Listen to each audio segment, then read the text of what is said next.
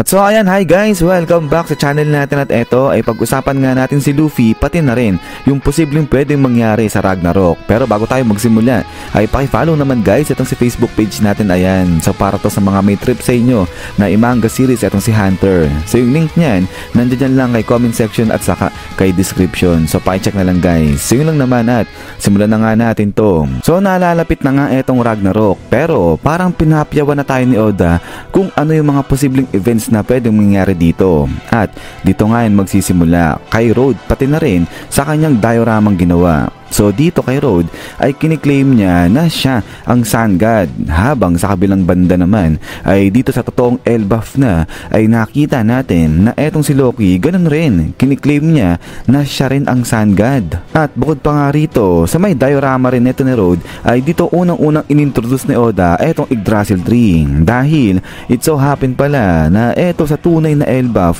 ay talagang nag-e-exist etong Yggdrasil tree at talagang napakalaking puno nito. Pero maliban pa nga rito sa Yggdrasil tree ay ipinakita rin ni Oda sa atin etong kastilyo, at dyan rin niya nagsimula unang-una sa may diorama nga ni Road. So dito yan muna na unang inintroduce sa atin ni Oda, at after nga nito sa may chapter 1130 ay eto na nga yung totoong kastilyo ay ipinakita na ni Oda sa may totoong Elbaf din. So lahat ng to kung mapapansin nyo ay unang-unang ipinakita ni Oda dyan lang muna sa may diorama ni Road. So kumbaga parang eto yung introduction sa atin ni Oda sa kung ano yung mga posibleng pwedeng maganap dyan nga sa may Ragnarok. At sa tingin ko nga rito na etong Yggdrasil tree, etong kastilyo pati na rin etong si Loki, sa tingin ko eto yung mga tatlong mahalagang factor dyan sa may Elbaf. So sa tatlong to dyan posibleng umikot yung istorya o yung mga events na pwedeng mangyari dyan na sa may Ragnarok. But anyways ay going back ay dito sa may Norse mythology, yung Ragnarok ay nag-start yan o nagsimula yan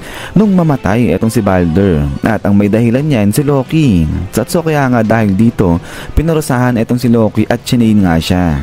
At now dito sa may Elbaf ay nakita natin na ganyan rin yung nangyari dito kay Loki.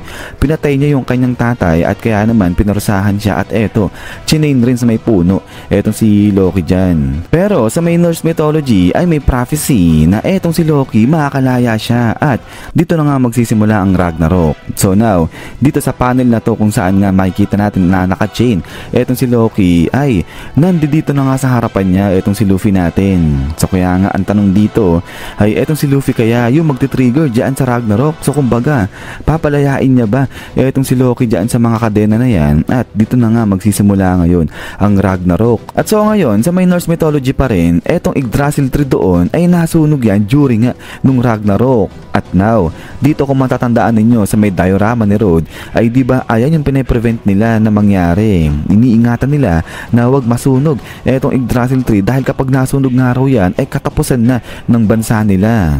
At now ang tanong nga rito ngayon na eto kaya yung posibleng mangyari dyan na sa Yggdrasil tree ng Elbaf once na magsimula na yung Ragnarok. Possible kaya na masunog rin talaga etong puno na to. Pero maliban pa rito sa Ragnarok ng Norse mythology, etong si Odin pinamunuan niya yung pakikipaglaban dyan kay Loki at pati na rin dun sa mga monstrous creature o pwede natin sabihin mga halimaw na alaga ni Loki. At now kung matatandaan ninyo ay diba nung etong sila Luffy nandiyan pa sa dioramang ginawa ni Road ay kinalaban rin nila, hinarap nila etong malahalimaw na mga alaga nga neto ni Road. So malahalimaw kasi nga sobrang lalaki ng alaga neto ni Road. Pero eto nangyari lang o naganap lang dyan sa may diorama lang muna.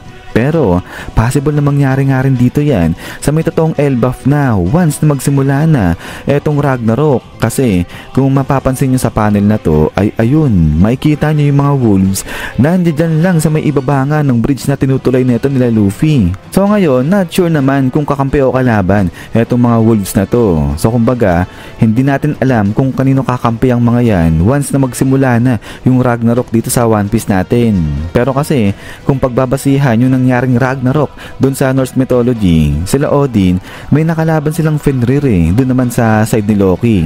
So pamilyar naman siguro kayo doon sa Fenrir. Yung Fenrir kasi wolf yun. Pero ayan, if ever na kumampi etong mga wolves na to kay Loki kapag nagsimula na nga yung Ragnarok dyan sa may Elbaf, ay talagang sigurado mapapalaban din dyan etong grupo ng Straw Hat Pirates natin. Pero ayan ay maliban pa rito, ang Ragnarok kasi ay nangangahulugan yan na destruction of gods. At dito sa may diorama pa rin ni Rod ay nakita nga natin na itong grupo nila Luffy, binanatan nila at tinalo yung mga tinuturing na Diyos dyan. So una nilang binanatan dyan, ito nga yung ear god, so kinain nila etong rabbit. Tapos pangalawa naman ay eto tinalo nila yung god cat dyan, so si Iskat. At sa bandang huli ay tinalo nga nila etong si Rod na ginagampanan yung role bilang sun god. So kaya ngayon ay possible na ganito nga rin yung pwedeng mangyari dyan na sa nalalapit na Ragnarok. At eto yung pwedeng maging kahinatnan ngayon ni Loki once nakalabanin niya na nga ay ang si Luffy. So kaya nga ngayon ang tanong ay etong si Luffy kaya ba